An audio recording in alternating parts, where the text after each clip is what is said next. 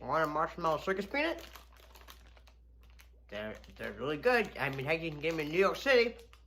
Which is ironic, because that's the film. That's the location of the film we're talking about today. Yeah, I like these. I like these kind of things. I'm sorry. But yeah, today we're looking at the film Home Alone 2: Lost in New York. Greetings and salutations. How's everybody doing? So, today we're looking at the film Home Alone 2: Lost in New York.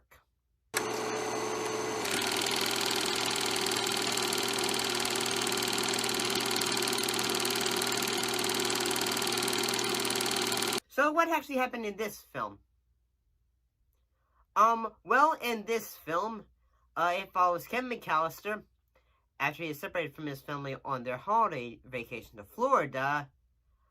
This time he ends up in New York City, where he has another encounter with the Wet Bandits, after they have escaped from a prison riot. Hiya, pal.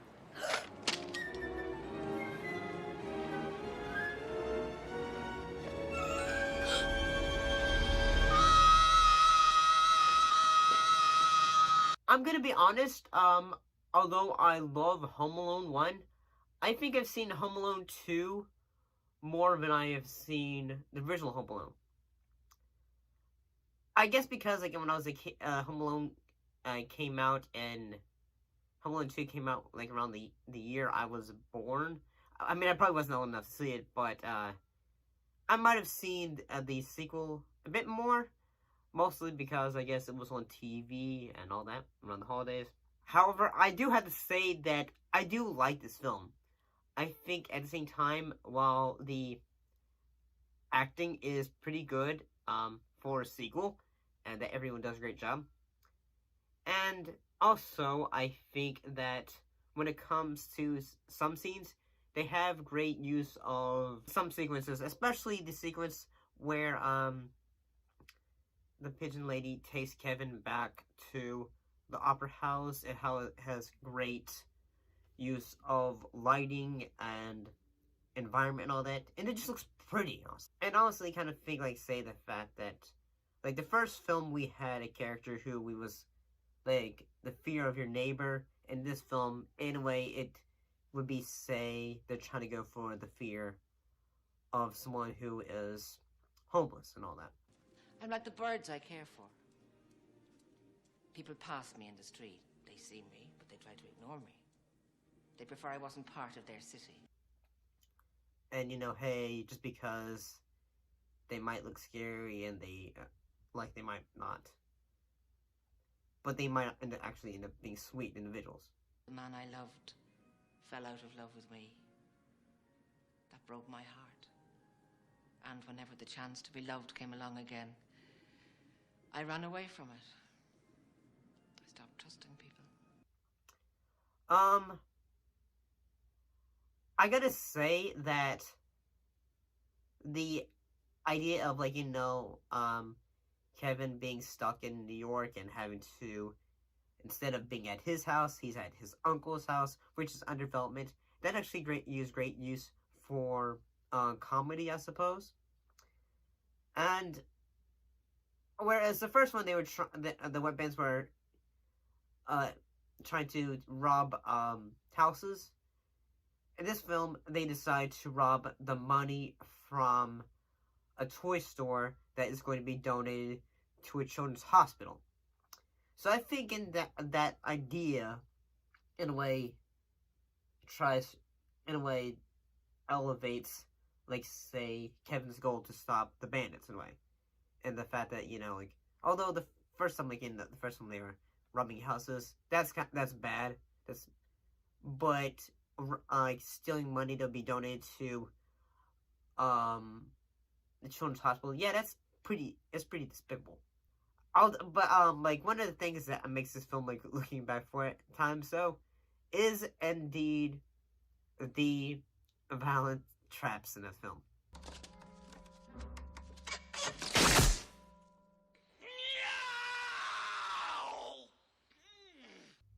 like, I'll be honest, like, say if this film was remade today, he probably would get if they went a bit further, it probably would be R. Then again, I just saw what was it? Violent Night, and yeah, there are some moments that are referenced to Home Alone. But yeah, there's a lot more violence in this film. Whether it's the use of bricks,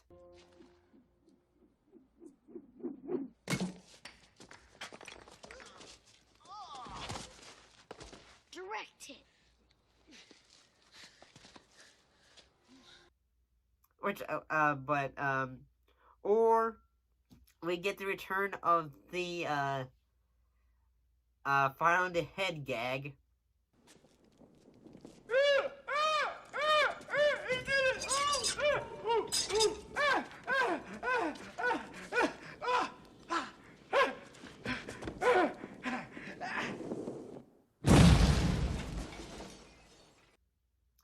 But I think my two all-time. I mean, I don't really know. As like, yeah, they're kind of messed up, honestly. But I think the one two that I find the most hilarious is the electrical shock one.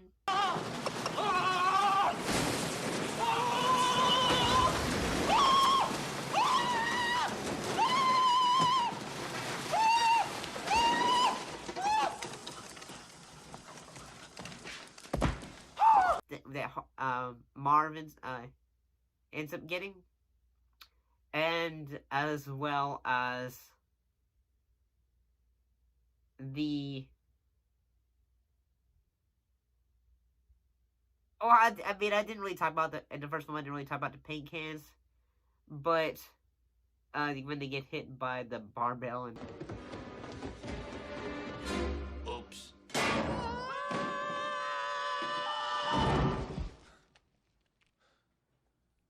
Go ahead and get it down to the down floor.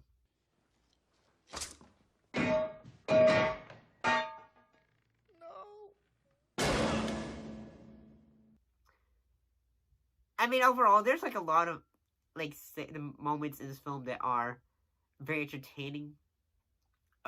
For its use of like violence, I guess. But overall, I guess say it's a fun film to watch for the holidays. It's like say the moments where Kevin is interacting with others and just being a good kid, whether it's at the Toy Dunkin's or the what was the with the pigeon lady. But there are moments where like yeah, you can say like yeah, he's a smart kid.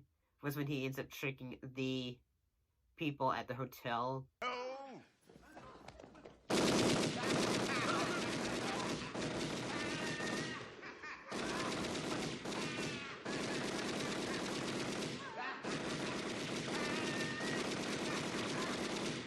Great.